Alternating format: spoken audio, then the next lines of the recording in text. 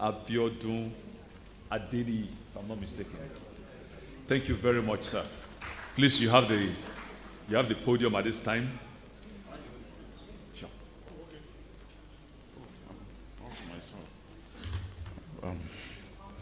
Very distinguished ladies and gentlemen, before standing on existing protocol, permit me to specially recognize the representative of the Minister and Statistician General of the Federation, Prince Abiodun Adeniyi, and of course my elder brother, the veteran journalist and anchor, Good Morning Nigeria show on NTA, Mr. Kingsley Osadolo, and Secretary, FCDA, with all pleasure, I'm privileged to be before you to present a paper on what looks like ethical consideration in source management, a bit of departure from what we've been talking about, fake news, etc., etc.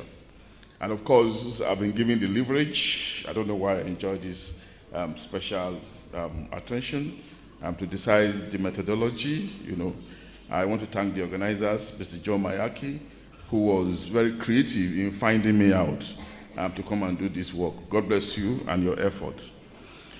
Okay, so because I have the opportunity to decide what I want to do, I'm going to essentially read through my text, not too long, so as I can follow my thoughts properly. And of course, like I said, a bit of a departure from what we've been discussing, fake news, etc., etc. This one borders on source. Source is central to journalism, central to the operations of the media reporter, because it is the beginning of every news item, that we're probably processing. And of course, the quality of your news item is largely dependent on the quality of your source. If your source is mundane, if it's unreliable, of course, it will affect, the quality, the credibility, the integrity of the news at the end of the day. And that's why it raises questions around what we've been talking about, fake news. Of course, news would naturally be fake because the sources are probably practically non-existent.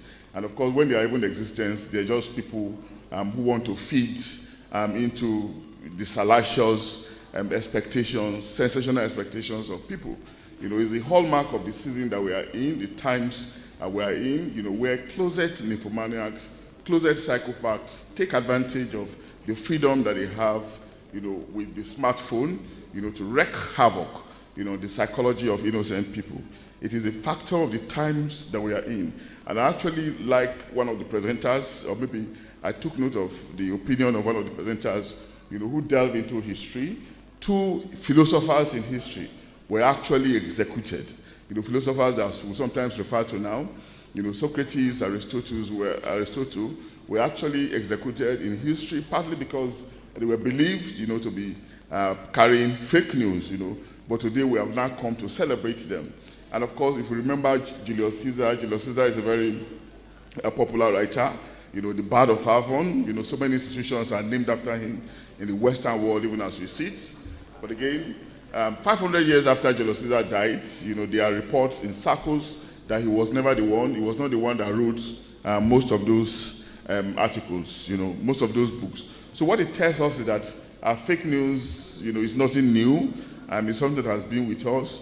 But we are making the argument that there are ways in which it can be mitigated. And one way it can be mitigated is to probably manage our sources well.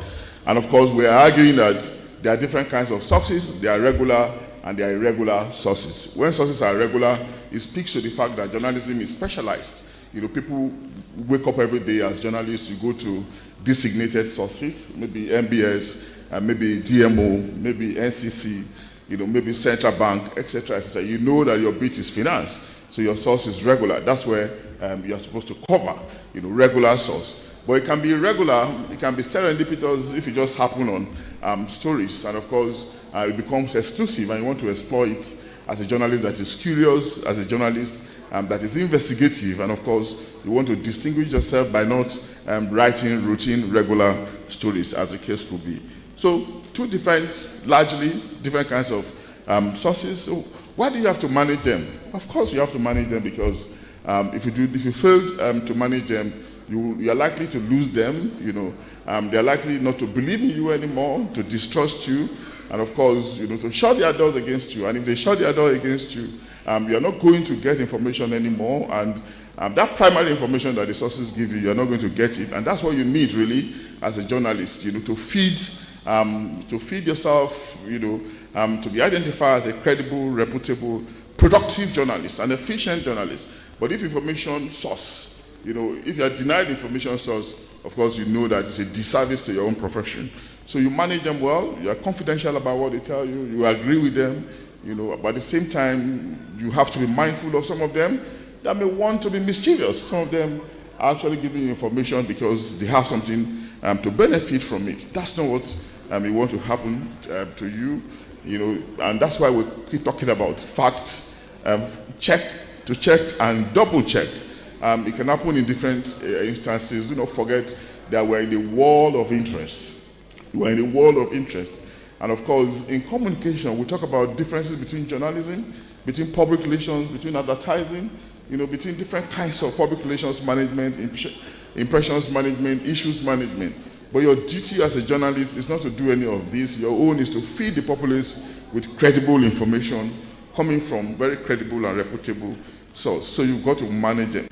And above all, ladies and gentlemen, for us to realize that managing your sources well simply means that you are fertilizing the news dissemination process effectively, which adds up to the boosting of freedom of speech, freedom of expression that are embedded in the Constitution. And there's no system or society that can grow without a thriving of freedom of speech and freedom of expression, especially in a democracy, because the essence of democracy is about integration, it's about involvement. And this integration and involvement is not just limited, ladies and gentlemen, to physical integration. It also includes ideation, intellection, your opinion, bringing them together. Which is why we've been talking about fake news now. We all seem to be condemning it. But there's a sense in saying that social media has brought about some kind of liberation for us, some kind of freedom, some kind of excitement, enthusiasm of the average citizen to participate in the governance process. So there's increased level of happiness in systems and society. To that extent, you will say it's positive. But of course, we also know those that are identified earlier as closet nymphomaniacs, closet psychopaths that we need to deal with. And how do we deal with them, ladies and gentlemen? Education is very, very key, but not just the regular education. Many people who are purveyors of fake news are people who are well educated, even professors. You see them sometimes, celebrating fake news, sharing it left, right, and center. The kind of education we're talking about is media literacy, the one that is purposely driven, strategic, and focus on letting people know how to separate the wheat from the chaff, as the case could be. So, as I prepare to round up, we need to understand that when we're talking about fake news, talking about sources, we're talking about all the elements in the chain of information dissemination, information management, and the revolving and the enhancement, and the application of the values of information to growth and development. Because no society grows without knowledge, without information. Forget about, especially in the democracy anyway, we know there are systems and societies that have grown, in an atmosphere of, absence of freedom of information. China, Russia, Singapore are regular examples. They're not democracies, but they have grown, But we have elected to go in the way of democracy. And central to democracy, expected in a democracy is, of course, freedom. So all the elements in the chain of information dissemination, good source management, it is very important for us to be mindful of them so that we are not going to derail, as the case could be. And finally, ladies and gentlemen, across the world, there have been laws that actually help the thriving of sources, laws that have been protective of sources. Our own came in Nigeria. My elder brother is here, he can attest to this. In the early 80s, Tony Momo versus the Senate, Daily Times published a story that derided Daily Times. These days, of course, we see so many of those derision. But it happened in the early 80s. Daily Times published that a story that derided the Senate, and of course they didn't like it, so they invited to the Momo, then editor of Daily Times, and he went to court, and of course the court ruled in his favor because the Senate wanted him to come and tell them who gave him that information. They said they are the ones that make law, that regulate every other body, so we can also ask you to come and disclose to us. But of course he went to court, and the court protected him.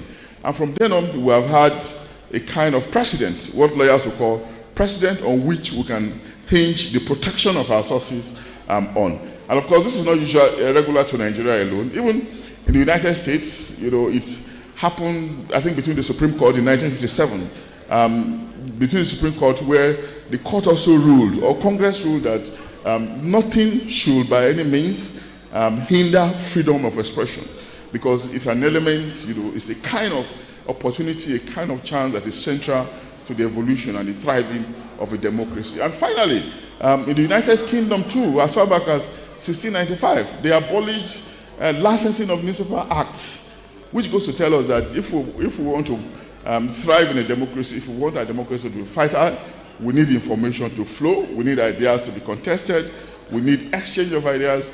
But the argument we are making, which we have really espoused this morning, is that those ideas, should be proper, should be decent, should not be mischievous, should not those pervade by closet nymphomaniac. But to do this effectively, I'm going to conclude by saying that we also need some level of education, media literacy. On that note, I'm going to close. Thank you for your kind attention.